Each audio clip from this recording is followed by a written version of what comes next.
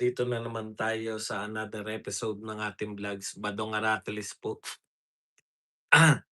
Pag-uusapan natin ngayon, eto po 'no, yung kaganapan po kanina sa Senado. Napaka-ama-aksyon, grabe po yung aksyon ng, sinimulan ni Marcoleta. Ayan, nariyan po sa ano natin, yung hindi nakapanood yung buo. Kung hindi po kayo manghihinayang na manood kasi makikita na kaagad, baka makita niyo agad 2 oras 'to, nakakatamad panoorin. Subukan niyo pong panoorin yung kanina. Ang action po, hindi po kayo malilibang, di niyo po mararamdaman na na 2 oras pala yung, pinanonood ninyo. Ang tindi ng ano, ang tindi nung banatan 'no, pero 'yan nga po, wala po, hindi po tuloy ang kudita, sabi na, eh. Wala po kasing kudita na ina-announce, wala pong kudita na yung pinaplano na nananawagan. Tsaka sino yung manananawagan, ha? Ang nagpasama po, puwede naman po talagang may kudita, eh. Sa totoo lang puwede po 'yan, posibilidad 'yan, eh, 11 tapos 13 lang yung ano. Ang problema yung, mga ginagawa nung mga minority, masama po. Masama po yung, ginagawa nila. Uy, naunawaan ko na. 'Di ba nung nakaraan, yung sound system natin kasi nakaano pala, anong tawag dun, Bluetooth. Kaya yung speaker pala nito, speaker nito yung ano, yung, yung mic nito yung, dito dito nagmumula yung boses. Ngayon, tignan niyo po kung baka naka-Bluetooth na naman ako, hindi ko na tignan, eh. Dapat pala ino-off ko yung kasi ano, eh, naka-Bluetooth kahapon kaya parang nagmumula sa hukay. Sarap magkape. Pasensya na kayo, kagigising ko lang kaya hindi naman kagigising, nag-aral din tayo ng konti. Okey, isa po sa pag-uusapan natin, nagsampa na po yung sila Boying Rimulya, Ombudsman, nagsampa na po ng, hold departure order. Hindi po pala nagsampa, nag-request sa Sandigan Bayan na ipa-hold departure order na si Marcoleta. Eh, wala namang problema kay Marcoleta. Hindi naman po siya natatakot na siya po ay makulong, siya po ay basta nasa katwiran at saka hindi po sila aatrasan ni Marcoleta. Ah!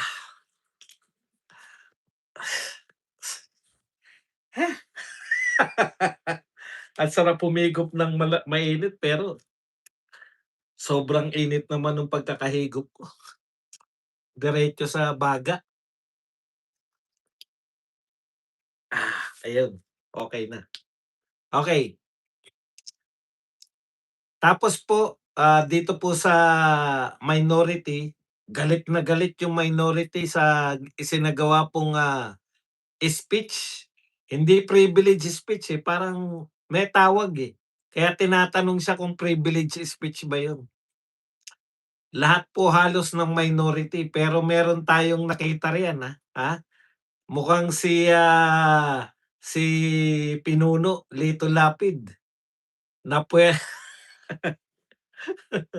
mukhang brinaso siya ni ano, ni Marcoleta, eh. Merong ano, meron pong, video, tsismis ko lang, hindi nakita sa ano, eh. Merong video dun na ewan ko mga taga dun yung kumuha, tatakas na parang tatakas na naman si Lito Lapid, eh.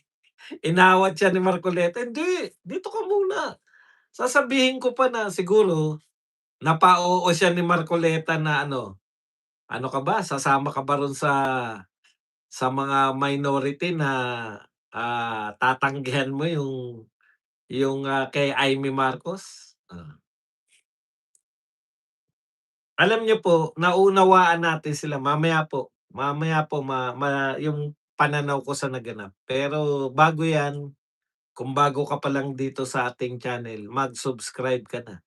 Dahil ito lang ang tanging channel na may kinikilingan, may pinapanigan, una sa balita, huli sa impormasyon, kaya ano pang hinihintay niyo? Pindot na, okey. Pag-usapan natin 'no, eto po muna yung whole departure, tinotoo po nila yung kaso kay Marcoleta 'no, talagang meron pong kasong plunder na isasampa sila. At eto po ang latest, the Office of the Ombudsman on Monday, ngayon po, asked Sandigan Bayan to issue a precautionary whole departure order against Senator Rodante Marcoleta and three other individuals over complaints of plunder. Grabe po 'to 'no, talagang tinuluyan po nila si Marcoleta. Eto po, kayo po nagpapatotoo, yung sinasabi po nila Baste, yung sinasabi po ng totoong oposisyon, yung mga maka-Duterte, yung mga sinasabi po ng mga Duterte at mga follower ng Duterte, kayo ang nagpapatunay. Sinasabi po nila Baste, meron na tayong, silent martial law. Silent martial law nga tapos papatunayan niyo. Alam niyo po, napakarami pong involved dito po sa flood control. Pero yung nag-iimbestiga po sa flood control, ang, gustong-gusto ninyong kasuhan. Yung mga sinasabi po ninyo na bawal na ginawa ni Marcoleta, sa totoo undeclared martial law, sa totoo po, ito po ay campaign contribution, hindi po ito yung pinag-uusapan po nating pera na binibintang niyong plunder kay Marcoleta, hindi po 'to regalo. Ito po ay campaign contribution. Binigay po 'to para exclusive para sa kampanya. Sabagay nasabi na natin 'yan, pero uulitin ko lang po. Kung 'yan po ay campaign offense, sa COMELEC po 'yan. Dinismiss na po ng COMELEC 'yang binibintang ninyo kay Marcoleta. Kaya lang, sabi nga ni Marcoleta, kung yung pagkakaso sa'kin kasi ganito po ang nangyari, eh, marami po sa mga kinasuhan, maiingay dati. Pero may pagtatangka po na kakasuhan namin kayo, biglang nagsipagtahimik. Merong, sikat na nagpa-part-time model, model ng kilay, tahimik 'di ba? Tahimik na ngayon si Chis, eh, hindi ko maintindihan, nagkakagulo na po, pero Dehin Bukiki si Chis Escudero, oh. May epekto po talaga, eh, sila, Jinggoy tahimik lang sila, hindi natin alam kung yan, pero sabi po ni Marcoleta, kung ang purpose ninyo ng pagkakaso sa kanya ay para matahimik siya, manahimik siya, eh, bigo kayo. Ang tanong niya nga, eh, ako ba'y puwedeng nilang ipakulong? Puwede. Nagawa nga sabi ni Marcoleta nakagawa nga sila ng gawa-gawang kuwento, eh, ay gawa-gawang kaso, eh. Kaya puwede rin siyang mapakulong mula sa gawa-gawang kaso. Kaya lang ang sinabi ni Marcoleta kung ang objective ninyo ay para patahimikan ako, bigo kayo, mabibigo kayo. Hindi siya mananahimik, eh. At yan po ang gusto namin at congratulations Senator Marcoleta dahil ikaw ay Vice Chairman ng, Senate Committee, pinakaabangang committee yung Blue Ribbon Committee. Oh, dahil Vice Chairman yan, okey na po tayo. Medyo safety na tayo kay Marcoleta dahil hindi po papayag yan, bukang bibig ni Marcoleta na mag-imbestiga na. Yan naman yung binabanat ni Marcoleta, eh. Pakinggan natin ng konti itong mga sinabi ni Marcoleta na 'to.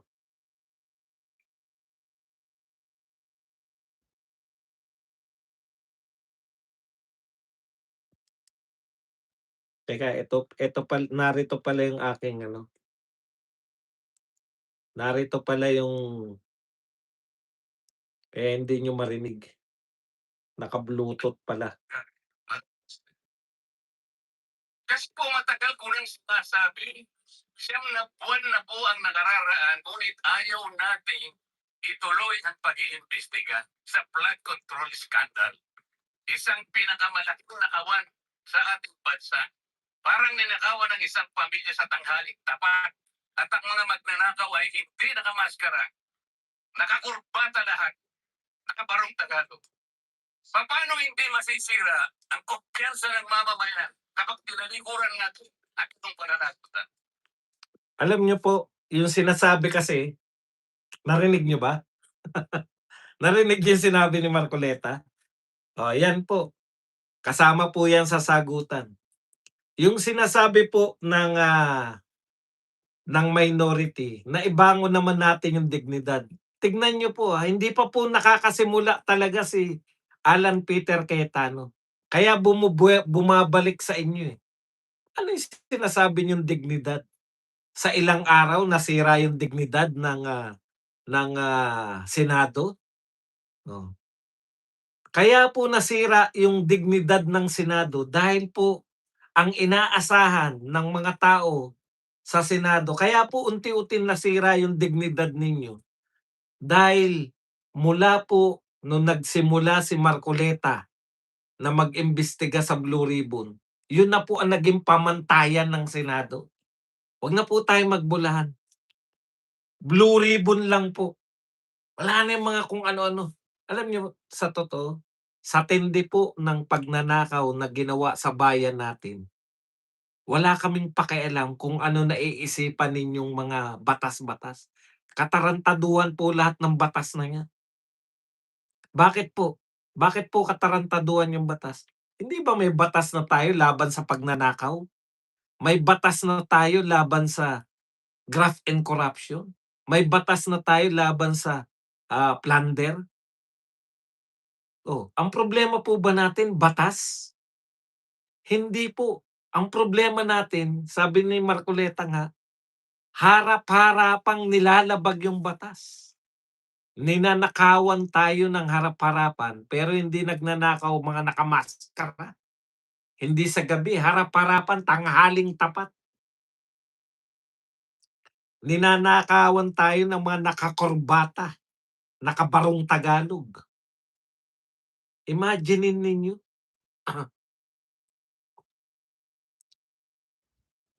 Okay.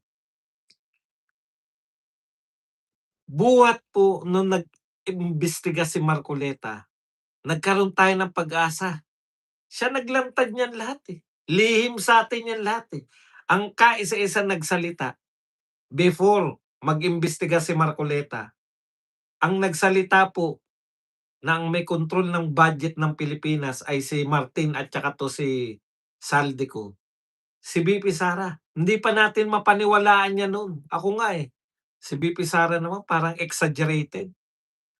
O na-realize natin totoo pala nung nagsimula si Marcoleta na mag-imbestiga. Ang purpose po nila awatin yung bibig ni Marcoleta. Ang purpose po nila patahimikin si Marcoleta. Kaya yan, tinanggal sa Blue Ribbon, tapos yung si Lacson hindi naman nag-imbestiga. 9 na buwan hindi kayo nag-imbestiga. Yan po, mula po diyan bababa na po. Huwag niyo pong isisi wala pa nga pong 2 linggo nakakadalawang linggo na ba si Alan Peter Cayetano? Tapos yung pagbagsak ng yung dating leadership, lalong-lalo na yung leadership ni Tito Soto, na nagtataka tayo ba't ayaw pang magretiro ng manahimik na mundo natin pare-pareho.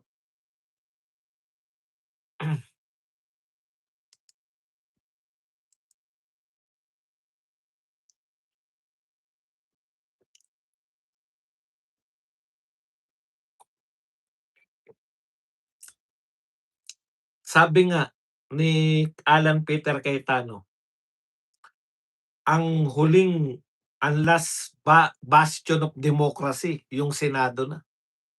Tapos makikita natin wala rin tayong pag-asa.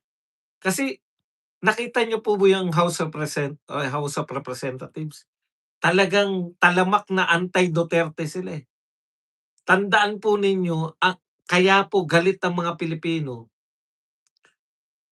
majority po ng Pilipino ngayon, aminin man yan ng media o hindi, majority po ng Pilipino pro Duterte. Majority po ng Pilipino anti-Marcos, at dahil lahat po ng wala na pong, grupo na anti-Marcos kundi mga pro Duterte lang, nagkampihan na po sila, eh. Sabi ko nga, yan ang pinakamalaking pagkakamali ng mga dilaw. Ang tagal niyong binanatan si Marcos, dekada. Nung may pagkakataon na kayong makinabang sana, 'di ba? Kung tinuloy-tuloy niyo baka kahati pa namin kayo sa mamamayan, eh. Alam niyo kung bakit hindi kayo mananalo? Lahat kayo kakampi ni Marcos. Ang halos majority po ng Pilipino ayaw. Naranasan natin, real talk po, naranasan natin kung papaano po ang trabaho ng isang Duterte. Hinahanap-hanap natin ang Duterte sa lahat po. 'Pag nakarinig tayo ng nakawan, puta buti pa nung panahon ni Tatay Digong kahit nga laglag bala, hindi pumayag si Tatay Digong na may corruption, eh. Sa laglag bala lang mula po sa mga maliliit, "Papakain ko yang papel, pera na yan sa inyo." Nagkaroon talaga tayo ng pag-asa, bumilib tayo. Yung Japan pala, ang tingin pala nila kay Pangulong Duterte kaya kaya po pala gano'n na lang yung mga Hapon po yung nangunguna sa ano, sa panawagan sa UN na palayain si Tatay Digong. Ang tingin pala nila kay Tatay Digong samurai. Kagalang-galang si Digong sa Japan, eh. Yung sinakripisyo yung sarili niya, willing na magsakripisyo para sa pinamumunuan niya. Oh, 1,200 tayo, mag-likes-likes lang po. 'Wag po nating kalimutang mag-likes para masayahan naman tayo. Okey, ano po yung nangyari kanina? O ayan 'no, may ipapa-hold departure order na si Marcoleta. Laban lang, Dante Marcoleta, alam po ninyo, 'pag yan naging Vice President, ako, isa na ako sa mga taong pinakamasayang sa mga tao. Kasi nakita mo talaga yung dedikasyon ng tao na 'to at handa po siya makipagbalik-taktakan. Ibang-iba si ano 'no, okey. Biruin niyo naman hindi po pinag-uusapan. Lahat ngayon, kayo media, kayo ang may pinakamalaking kasalanan dito sa nangyayari po. Pasensya na kayo media. Yung majority po ng media, 95% ng media natin, sabi ni Auntie Claire, wala raw panggigipit sa media ang gobyerno ni Marcos. Paanong gigipitin, kakampi niyo lahat? Gigipitin mo pa ba yun, kakampi niyo lahat? Pero tignan po ninyo, bakit po bakit po yung SMNI, oh, isang maliit na media lang kumpara sa mga ABS-CBN at mga GMA7. Konting pagkakamali lang sinuspende ninyo. Hanggang ngayon suspendido yung prangkisa ng SMNI. Yan ba hindi panggigipit? Ano lang ba sinabi na may isa lang anchor, si Ka Eric Celis, natatandaan ko. Yan lang yung violation. Yung ABS-CBN sangkatutak yung violation.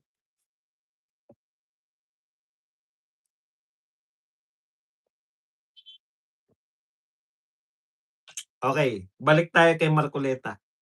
Nakakatuwa kasi, alam niyang kakasuhan siya at dahil tapat siya sa kanyang sarili, alam niyang hindi siya magnanakaw, haharapin niya 'yan. Yung iba kasi, pasensya na, baka kakampi pa natin yung iba, eh. Thank you very much muna kay Karel na nagbigay sa'tin ng $5 at kay Green, 6. napaka-rare ang katulad ni Senator Marcoleta. Okey. Sa totoo lang po, hindi mas magaling po yung mga media natin. Hindi po kami mas magaling po sila. Aral po sila sa pagbo-broadcast, eh.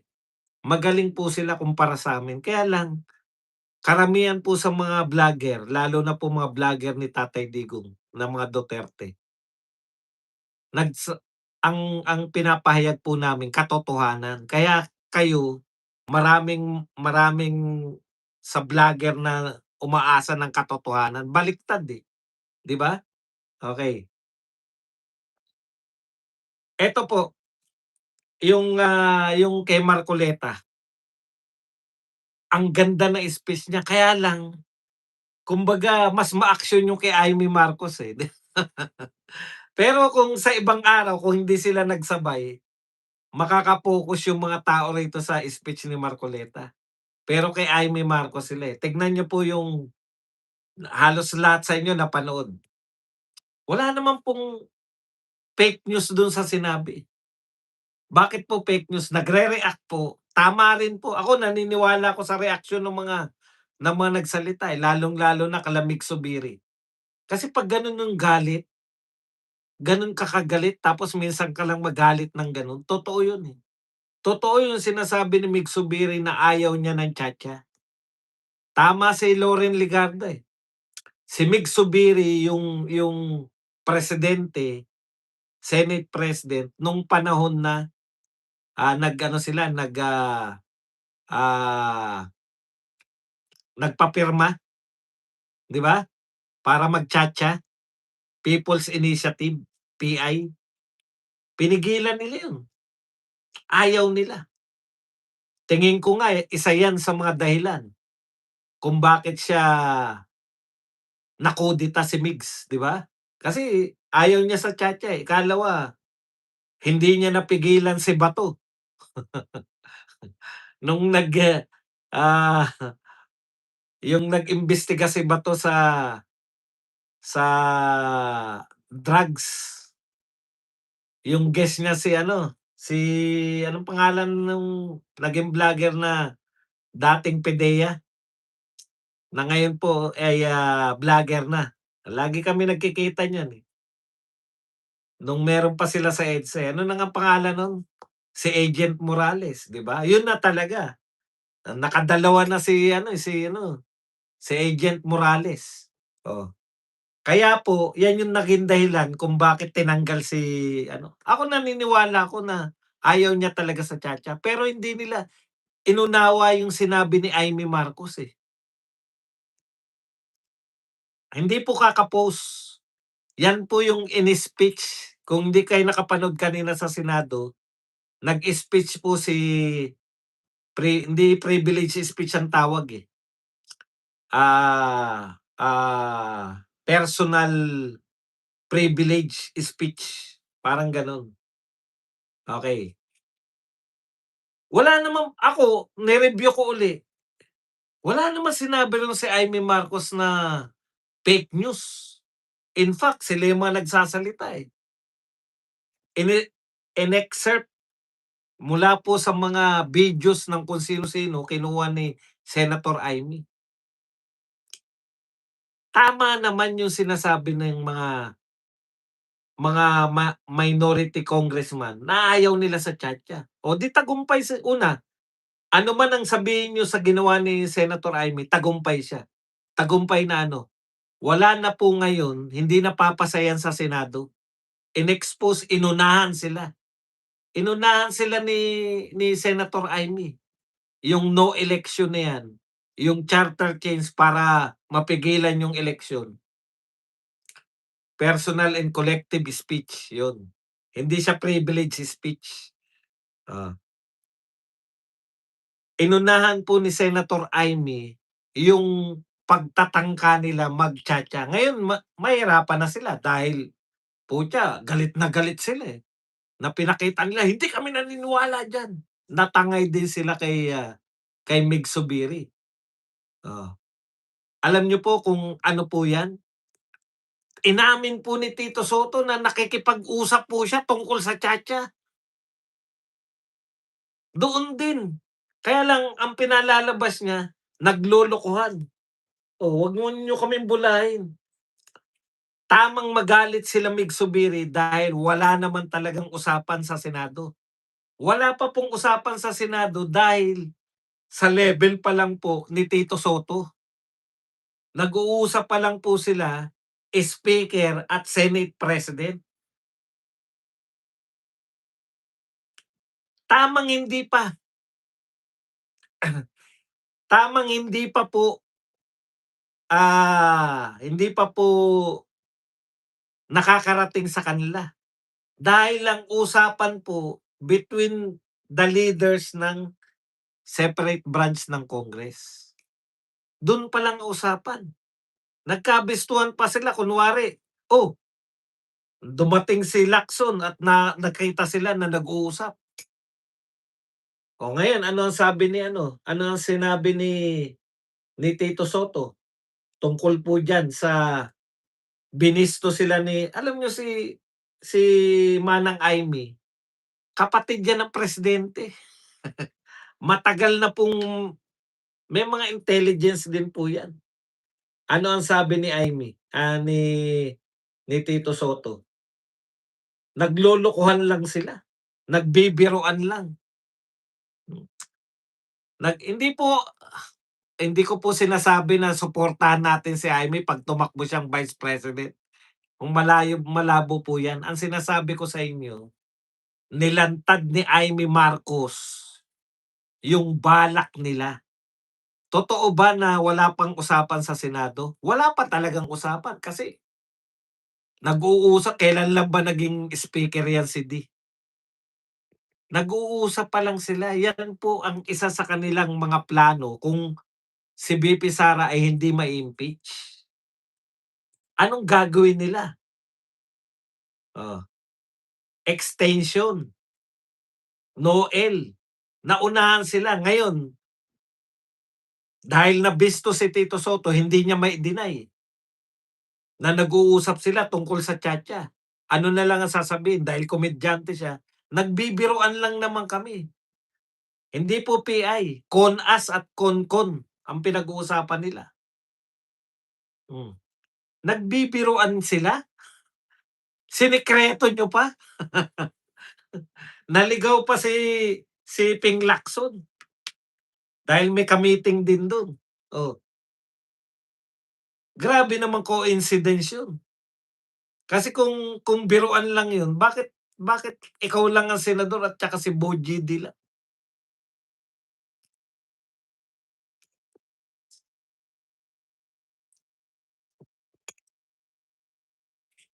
Siya ang nagkumpirma si Tito Sotto. Ngayon yung mga umaangal na senador, "Hindi kami papayag." Oh, yari siya. Maganda yung ginawa ni Imee Marcos dahil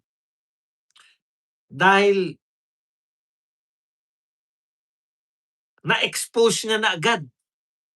Ngayon nung pumalag yung mga senador, patay na si Tito Sotto, papaano niya ngayon 'to kaya po gustong-gusto nilang makuha yung makuha yung, Senate presidency. Pero ngayon hindi na.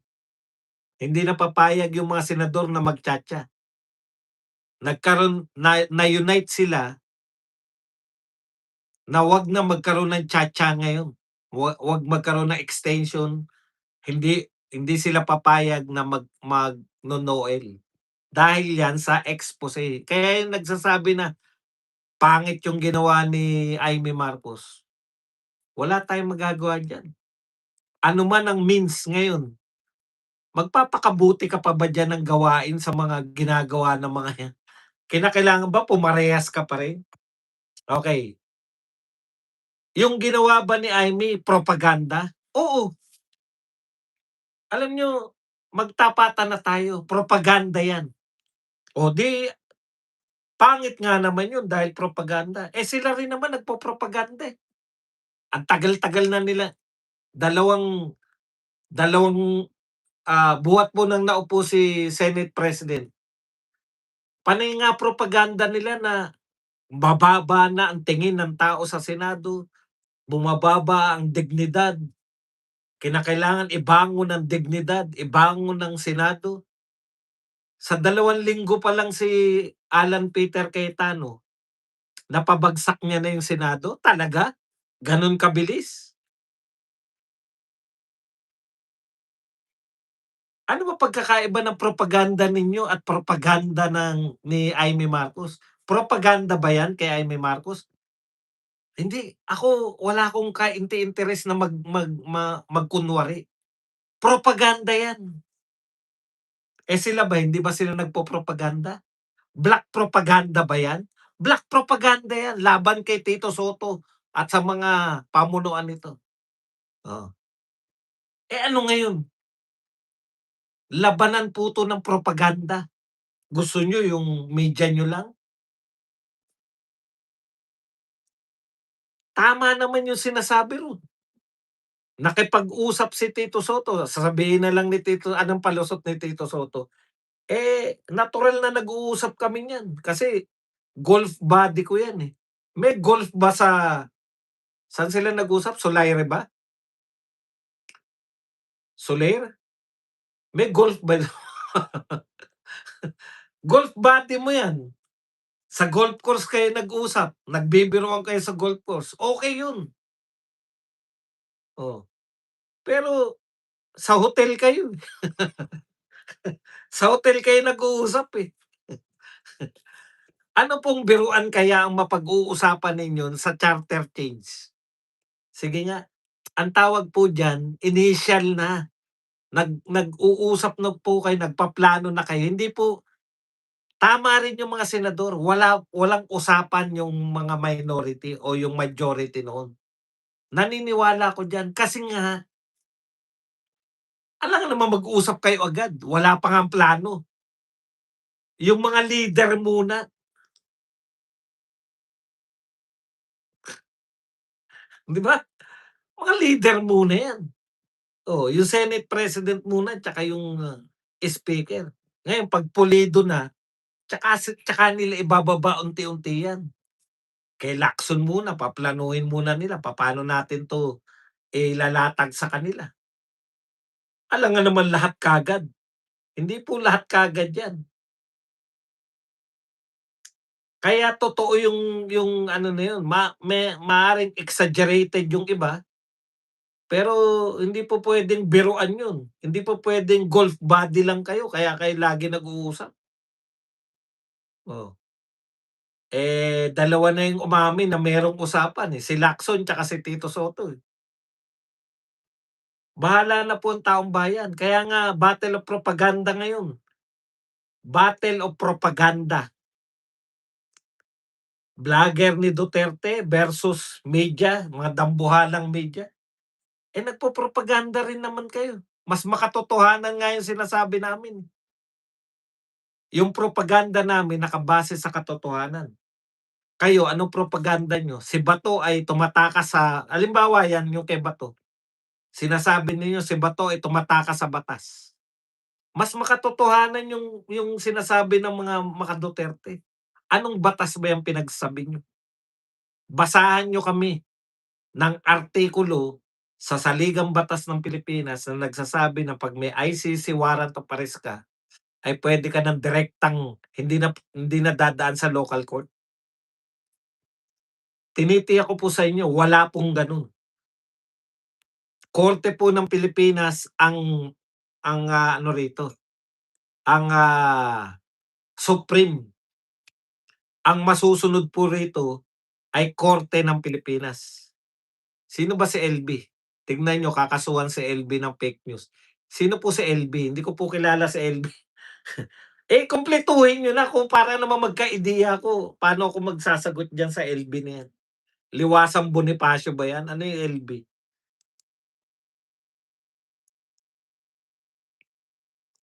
Okey. Eh, ano po bang masama sa propaganda? Lito Banayo. Tsaka yun naman 'no, para naman kilala namin yung si Li si Lito Banayo nga konti lang nakakakilala, eh, alias niya pa.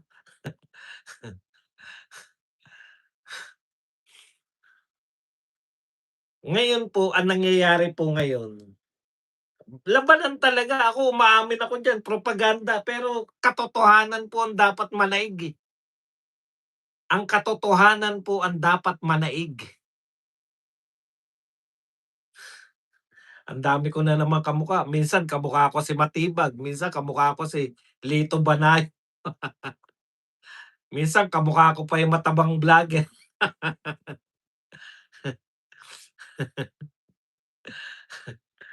Okey, ang pagkakaiba lang, ano bang masama sa pagpopropaganda? Lahat naman po yan propaganda, mga kampanya propaganda po yan, eh. Ayaw niyo pala ng nagpopropaganda, wag kayong tumakbo lahat sa eleksyon. Hindi ba propaganda yung, ang pag-asa ng mga dilawan ay si Risa Ontiveros o ang, magbabangon sa'tin ay si Leni Robredo? Hindi ba propaganda lang yan? Puti hindi nga niya maibangon yung Naga, eh, ibabangon pa yung Pilipinas.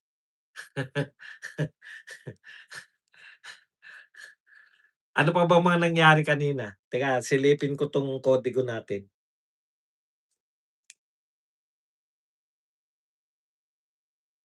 Ayun, kumpleto na po ang Senate Blue Ribbon Committee sa pangunguna ni Pia Cayetano. Alam mo Ma'am Pia Cayetano, okey na po nasabi niyo na lahat, 'di ba? Yung himutok niyo nasabi niyo na. 'Pag nagsimula na po kayo makakalimutan na nila yung drama queen, hindi niya makikita 'yan. Kasi 'pag in-expose niyo na po, isang isang ano lang po, isang, anong tawag diyan, imbestigasyon lang po ng Blue Ribbon Committee, sulit na po yung, paghihintay namin, sulit na yung hinanakit namin, sulit na po yung, pagpapalit ng, Senado.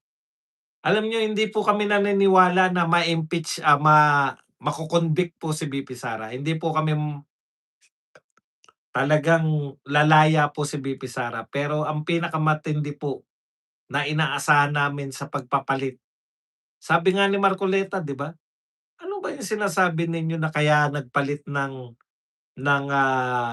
Senate President ay, para sa impeachment, eh, may 12 na kami, 'di ba? Siyam lang po ang kinakailangan, eh, para hindi po ma-convict si VP Sara, 12 po sila, eh.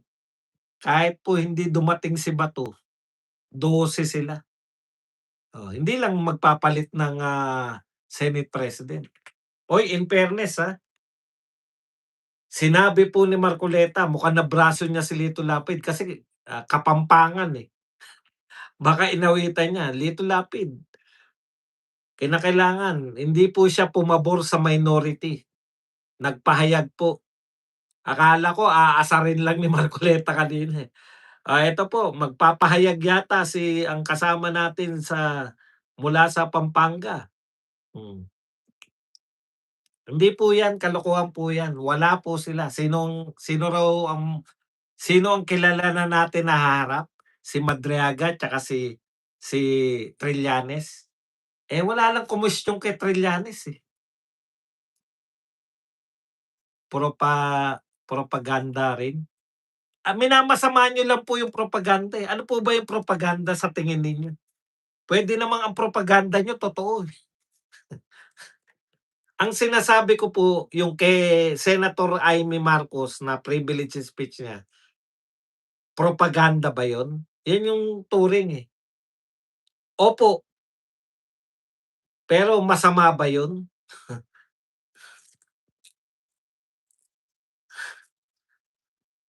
Sa mga hindi po nakakaalam, in-announce po ni Senator, Marcoleta kanina na hindi po umaayon.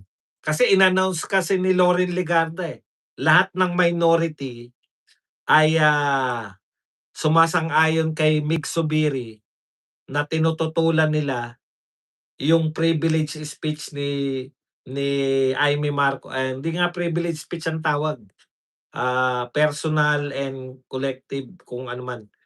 Yung speech ni Amy Marcos, tinututulan nila at pinabubura. Eh, mukhang kinausap ni Marcoleta. Wapen. Nayari sila dun lapit. Tata May video ako nakita kanina patakas na si Lito Lapid, eh. Personal and collective speech. Patakas na si Lito Lapid. Teka saan ka pupunta?" Sabi ni Marcoleta. Balik siya. Ikaw talaga pinuno, oh. 3:00 na ba paalis na. Tignan niyo, isipin niyo ang utak ni Lito Lapid, nagsisimula po yung session 3:00, 3:59 pauwi ka na. Isang oras ka lang, hindi ka tumatagal na isang oras, maglalakad pa, eh. Maglalakad pa siya, malaki yung Senado, eh. Ikaw talaga Lito Lapid, oh. Oh, nabraso siya bago ka umalis. Sabihin mo muna na hindi ka sumasang-ayon, oh, 'di madali na po nila makuha. Yan po ang pinakamatindi 'pag naging 14 pa 'tong 13 na 'to. Hmm, okey, kumpleto na po. Ayun, collective and personal privilege, yun pala. Ah, the collective and personal privilege of Senator Amy Marcos hit all pins, yan. She tied all the dots. Who would dare cross? O kaya kahit po ang nangyari po, nakiusap itong si Senate President kasi nasaktan po yung mga minority. Ako nga naiinis ako kay Cayetano kanina, eh. Putya bakit mo pipigilan, maganda na speech ni Marcoleta, eh, na ang punto ni Marcoleta, hindi ko na mauulit yung kanyang mga pinagsabi. Thank you very much muna kay Noel Abalos na nagbigay ng 125. 'Pag propaganda ng minority, okey lang. 'Pag majority nagpropaganda, iyak sila. Correct, yan yung punto ni Marcoleta, eh, 'di ba? Sabi ni Marcoleta, "Ako binanatan ako ni Ping Lacson, binabanatan ako hindi lang dito, mabuti nga kay Aimee Marcos dito, eh." Sabi niya, "Ano bang masama? Ano ba yung pinabubura niyo? Yung sinabi ko." Kasama siya ro'n sa ano, sa video, eh. Oh, gusto nila yung lahat ng speech ni Imee Marcos ipabura. Oh, pinagbigyan sila ni Senate President. Ang galing din, eh. Nung una nagagalit ako habang nagsasalita si Alan na, pinawi-withdraw niya ng kusa si Imee Marcos. Pero na-realize ko rin ngayon, matapos akong matulog. Sabi ko, okey din kasi ano pa ikakatwiran nila, eh, kusa na nag-withdraw si Imee Marcos. Pero kahit na kusang nag-withdraw si Imee Marcos, nasabi niya na yung mga gusto niyang sabihin. Napa-oo na niya yung minority na hindi dapat magkaroon ng no election scenario. Wala ng papayag na senador sa no election. Yun lang naman yung purpose, 'di ba? Oh, sumikat siya. Hindi na natin makakalimutan yung ginawa ni Senator Imee Marcos. Tawagin niyo mang propaganda yan o hindi, wala akong pakialam diyan. Ako kasi sa result, eh. Ano ba resulta niyan? Ang resulta niyan hindi papayag ang mga senador, mapa-majority or mapa-minority na magkaroon ng charter change ngayon. Eh, si Robin Padilla pagbibigyan na natin yan kasi si Robin Padilla kasi nagsasalita siya mula sa puso. Gusto niya talaga yung parliamentary system, gusto niya talaga yung, hindi lang parliamentary yung ano yung sinusulong ni Tatay Digong dati, naniniwala siya dun, eh. Kaya lang ang sabi ko sa isip-isip ko nga, hindi po puwede yan na sa paniniwala mo lang. Senyora Traveler, thank you very much sa $5 na pangkape. Maraming salamat Ma'am Senyora Traveler Vlog. Okey. Hindi po puwedeng paniniwala federalism.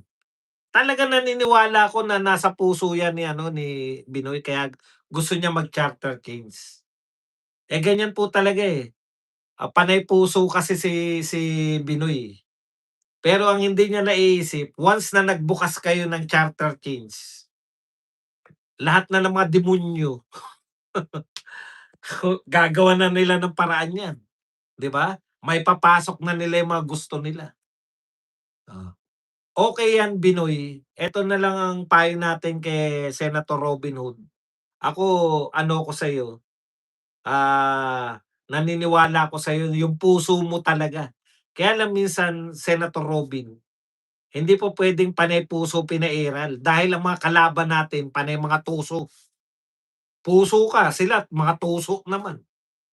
Hindi uubra yung tapat ka lang sa mga sinasabi mo. Halimbawa nagtiyatya ngayon, sa tingin mo ba kung binago ginawang parliamentary, di hindi na mahahalal si VP Sara bilang presidente kasi pinalitan niyo ng parliamentary na, eh. Ang point ko lang, Senator Robby, naniniwala ako sa'yo, pero dapat practical ka rin. Hindi naman gano'n ang utak ng mga 'yan, eh. Sila magtya-tiyatya para, "Oh, baguhin natin konstitusyon para maging prime minister si Martin," halimbawa. Oh, 'di ba? Mas malaki ang posibilidad na maging prime minister si Martin kaysa maging presidente. Oh, 'di ba? Nakikita niyo ba yung logic nun? Siyempre kay Robin, gusto niya talaga yun, dati niya naman sinasabi yan. Ako rin gusto ko rin yung federalism, eh. Sa mga nauunawaan yung federalism, puwede po yan, basta nahalal na na presidente si VP Sara, yung susunod na na henerasyon gagawin yung pagbabago. Kasi kung sila pa rin ang uupo, 'di tuloy-tuloy lang din yung mga pagnanakaw na yan.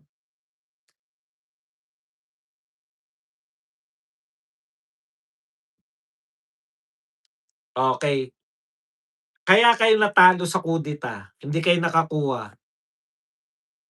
Naawa ako kay Sherwin, eh. Asang-asa na si Sherwin na may babaliktad. Papaano babaliktad yung 13 halimbawa?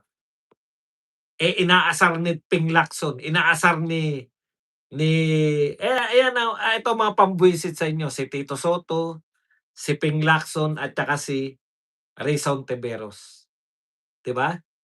Akalain mong asarin yung majority sa kanyang privilege speech?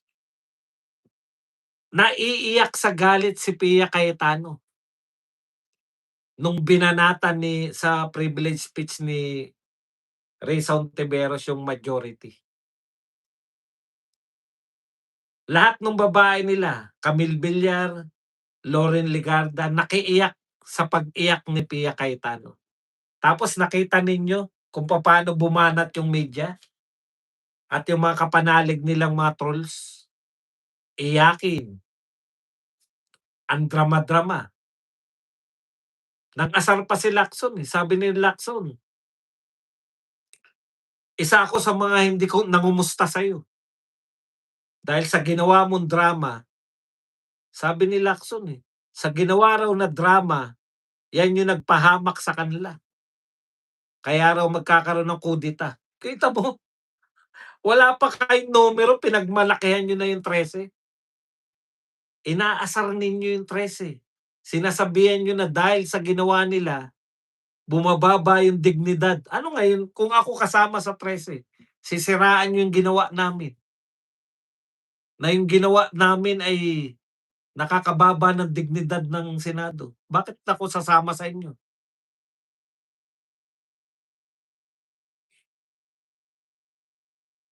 Okay. Maganda rin po yung ginawa ni Alan Peter Cayetano na nilabas niya yung video. Pati kasi mga kasama niya sinasabi na dapat hindi naganap yung putukan, dapat walang mga baril. Pinakita, marami sa inyo hindi pa nakikita 'to. Eto ang nangyari nung A11, yung balak dakipin si Bato. Eto nangyari, binugbog yung ano natin, tauhan natin. Ang ganda ng logic ni ano, eh. ang ganda ng logic ni Cayetano. Ang sabi ni Cayetano, separate government. Tayo ba yung bang, ang tagapagtanggol po ng Senado, Sergeant at Arms.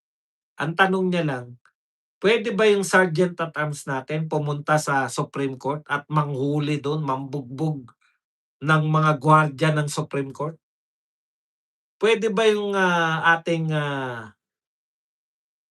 OSAA pumunta sa Malacanang at mambugbog ng PSG? Yan yung ginawa ng NBI. Ngayon bakit may baril yung OSAA? Ginawa na nila yan, nambugbog sila sa premises ng Senado. Bakit hindi maghahanda yung OSAA? Logic, 'di ba? Maski yung mga minority natameme dun sa sinasabi nung pinakikita, kakampihan niyo pa rin yung nambugbog sa tauhan natin. Ano pa ikakatwiran nila diyan? Alam niyo po, Senator Lito Lapid, bagamat pinagtatawanan namin yung mga ginagawa mo sa buhay, pero ikaw ang magiging ano diyan, susi ka para maging mawala na yung kudeta na iniisip ng 11.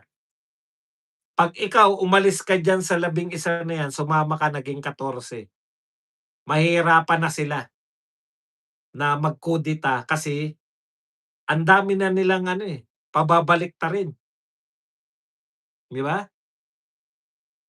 10 na lang sila, eh. Dati ang pababaliktarin nila 2 lang, ngayon 3 na. Ikaw ang susi para magkaroon na ng kita mo, Senator Lito Lapid, sa'yo nakasalalay para magkaroon na ng katahimikan ngayon, wala o hindi na mag-isip. Kasi tignan mo ang pag-iisip ng Senado. Dahil si Erwin Tulfo, hindi niya makontrol yung bibig niya, ano sabi niya?